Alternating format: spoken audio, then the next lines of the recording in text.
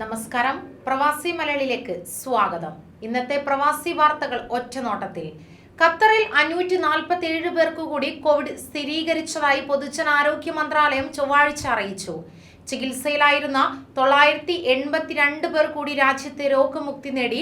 ആകെ 3,43,536 പേരാണ് ഇതുവരെ രോഗമുക്തരായിട്ടുള്ളത്.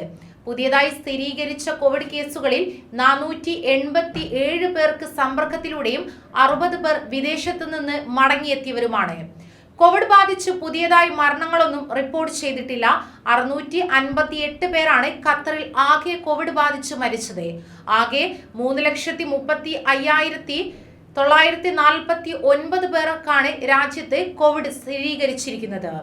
സൗദി അറേബ്യയിൽ കഴിഞ്ഞ 24 മണിക്കൂറിനിടെ പുതിയതായി 1982 പേർക്ക് കൂടി കോവിഡ് സ്ഥിരീകരിച്ചു. നിലവിലെ രോഗികളിൽ 3372 പേർ സുഖം പ്രാപിച്ചു. രാജ്യവ്യാപകമായി കോവിഡ് മൂലം ഒരു മരണം റിപ്പോർട്ട് ചെയ്തതായി ആരോഗ്യ മന്ത്രാലയം അറിയിച്ചു.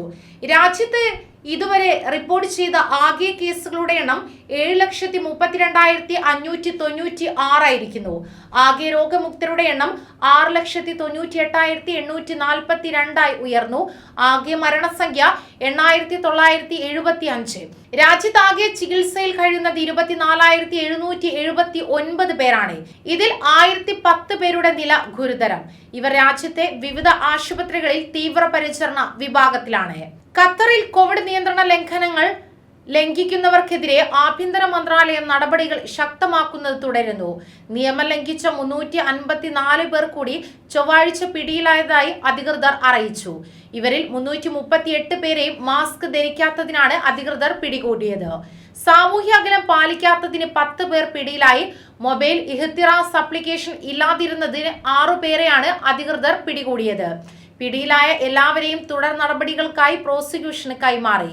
കോവിഡ് നിയന്ത്രണങ്ങൾ ലംഘിച്ചതിന്റെ പേരിൽ ഖത്തറിൽ ഇതുവരെ ആയിരക്കണക്കിന് ആളുകളെയാണ് ആഭ്യന്തര മന്ത്രാലയത്തിലെ ഉദ്യോഗസ്ഥർ പിടികൂടി പ്രോസിക്യൂഷന് കൈമാറിയത്.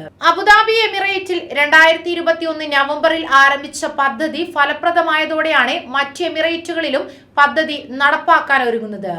റീക്യാപ്പ് എന്ന ആപ്പിലൂടെ സേവനം ആവശ്യപ്പെടുമ്പോൾ ജീവനക്കാർ വീട്ടിലെത്തി പുനരുപയോഗ വസ്തുക്കൾ ശേഖരിക്കും.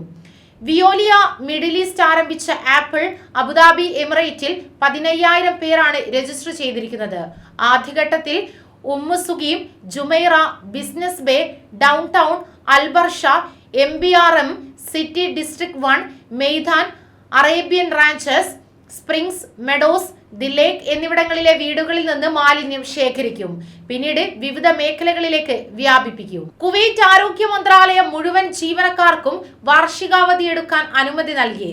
രാജ്യത്ത് കോവിഡ് വ്യാപിക്കുന്നതിന്റെ പശ്ചാത്തലത്തിലായിരുന്നു ആരോഗ്യ മന്ത്രാലയം മുഴുവൻ ജീവനക്കാരുടെയും വാർഷികാവധി മരവിപ്പിച്ചത്.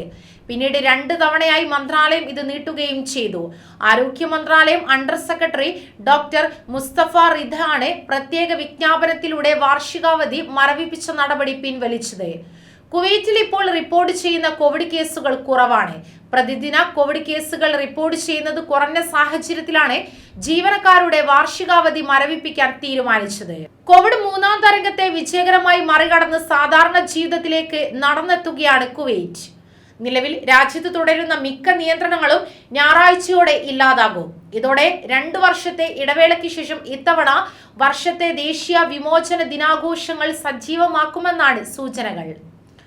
കഴിഞ്ഞ ദിവസം ചേർന്ന മന്ത്രിസഭാ യോഗം കോവിഡ് നിയന്ത്രണങ്ങൾ ലഘൂകരിച്ചതോടെ ജനങ്ങൾ ആവേശത്തിലാണ്. പൊതുപരിപാടികൾക്കും ഒത്തുചേരലുകൾക്കും ഉണ്ടായിരുന്ന വിലക്ക് ഒഴിവാക്കിയതോടെ ഫെബ്രുവരി ആഘോഷ പരിപാടികൾ സജീവമാകുമെന്ന സൂചനയാണ് ലഭിക്കുന്നത്. ജിദ്ദ കോഴിക്കോട് സെക്ടറിൽ എയർ ഇന്ത്യ എക്സ്പ്രസ് സർവീസ് പുനരാരംഭിക്കുമെന്ന് അധികൃതർ അറിയിച്ചു. ഫെബ്രുവരി 21 ആദ്യ വിമാനം ജിദ്ദയിൽ നിന്ന് കോഴിക്കോട്ടേക്ക് നേരിട്ട് സർവീസ് നടത്തും. അടുത്ത മാസം മുതൽ കൂടുതൽ സർവീസുകൾ ഷെഡ്യൂൾ ചെയ്യുമെന്നും അധികൃതർ വ്യക്തമാക്കി. മാസങ്ങൾക്ക് ശേഷമാണ് ജിദ്ദ കോഴിക്കോട് സെക്ടറിൽ നേരിട്ടുള്ള സർവീസ് എയർ ഇന്ത്യ എക്സ്പ്രസ് പുനരാരംഭിക്കുന്നത്. ഫെബ്രുവരി 21, 22, 23, 25, 27 എന്നീ തീയതികളിലായി ആകെ 5 സർവീസുകളാണ് ഷെഡ്യൂൾ ചെയ്തത്.